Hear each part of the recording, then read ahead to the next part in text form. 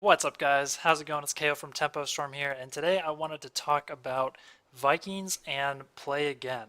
So, traditionally, if you guys have seen my Vikings play and um, other videos that I've put out talking about Vikings, normally I'm always going for the boat.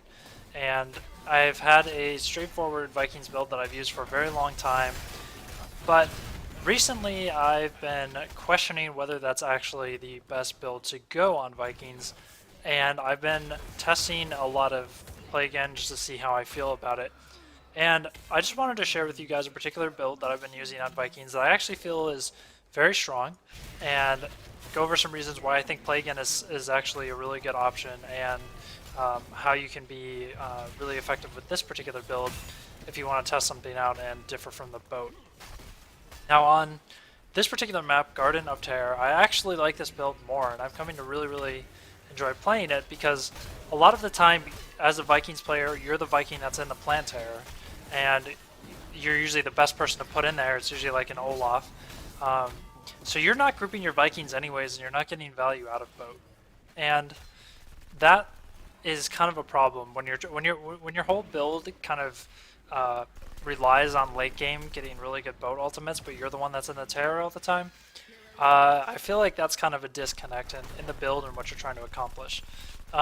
With this particular build, you're focused basically more on just being able to team fight with the Vikings late game.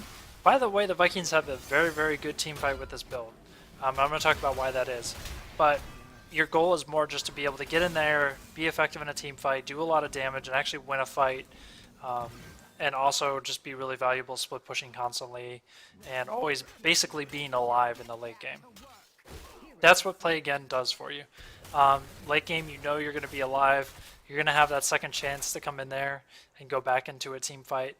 And with this build, you do a lot of damage. So let's go over some of the specifics of the build and talk about that a little bit.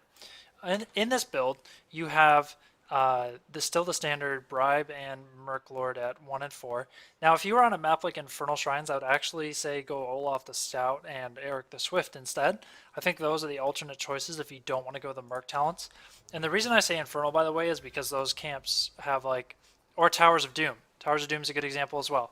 On Towers, I would not go Bribe Merc Lord, because on Towers of Doom, you're not going to get nearly as much value out of bribing 2 mercenaries out of the 3 anyways. There's not like giants that you can just go bribe early game. And besides that, you don't really need to be pushing with them on towers. Because they just explode anyways, so you don't get anything out of the bonus damage. But on this particular map, I really like it because there's a lot of times where the teams are kind of split up, doing a lot of different things, and you can always sneak Eric right in through bottom, and he can come right up here, go over to their giants, and sneak cap that. And that's super strong play, especially during the middle of night when all the teams are kind of dancing around the plant terrors. It's really good. So then at 7, we're still going to go spin to win. I still think that's the best option here. Then at level 10, play again, of course. That's what this video is all about. And then 13 and 16 is a little weird. This is where we're getting crazy. We're going all in on Olaf, basically. This hunk of burn in Olaf, this is really good because it just basically, when you get into those late game fights, Olaf is going to be running in there, charging people, being in their face the whole time, and you're actually going to get a lot of value out of Burning Rage. And the other side of it is that it can actually help push a wave really effectively too.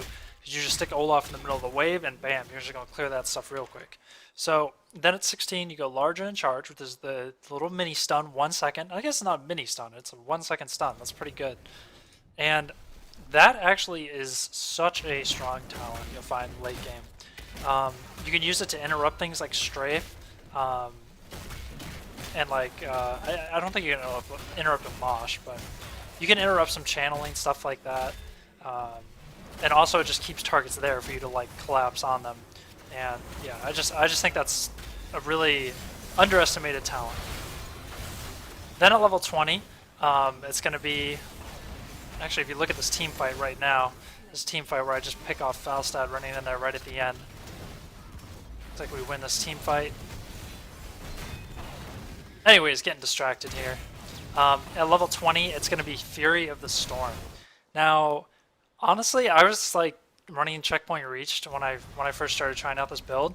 But then one of my friends told me to try out Fury of the Storm, and oh my gosh, it does a lot of extra damage.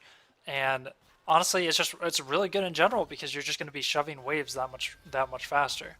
Um, but the whole idea and the whole concept that you want to be looking for with this particular playstyle of Vikings is you're moving in on their backline, you're charging somebody, and you're going on them really hard. They're going to take an insane amount of damage, and they're going to need cooldowns to survive.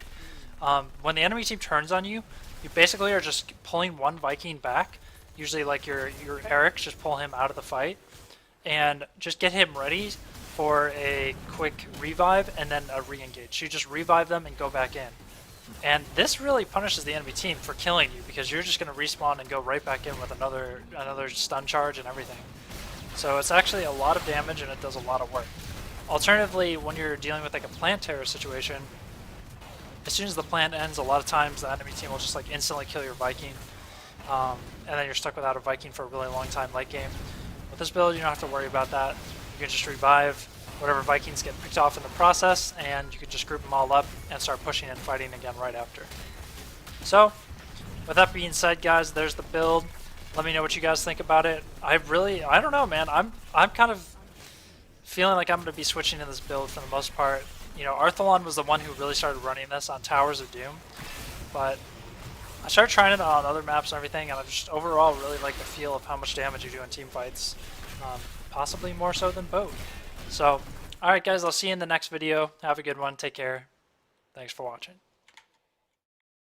Goku getting absolutely beasted down. Take a look, iDream, and this is going to catch Goku in a weird spot, but look at that. They did manage to boot iDream on that backside. iDream in a very tough position. The stun is going to come down.